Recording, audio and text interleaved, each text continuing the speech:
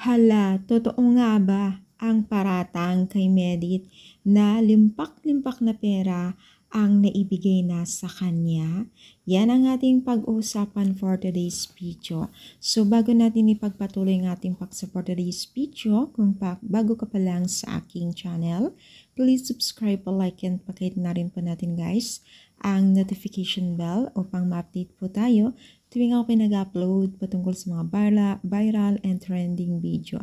Alam niyo ba guys na itong si Merit ay talagang marami pong binabato ngayon sa kanya, even money and iba pa po, no? So, nga, ang isang sponsor di umano ay 100,000 na nga daw ang naibigay niya kay Merit.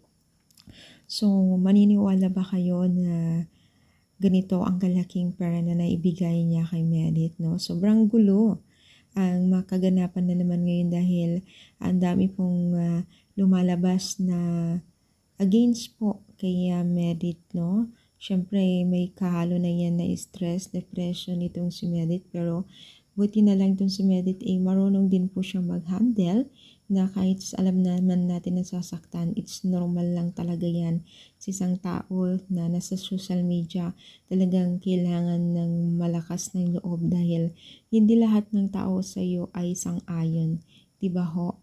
Kahit man hindi social media o hindi man public ang inyong buhay o in real life talaga, talagang ganun nangyayari. No, pero mas maigi nito ay pag-pray na lang natin ang bawat pangyayari, no. So, syempre, yung paratang na yan is si Merit at ang Panginoon at ang sponsor lamang po ang nakakaalam. So, ano masasabi ninyo? I-comment down, like po ang ating video. Thank you and God bless all guys.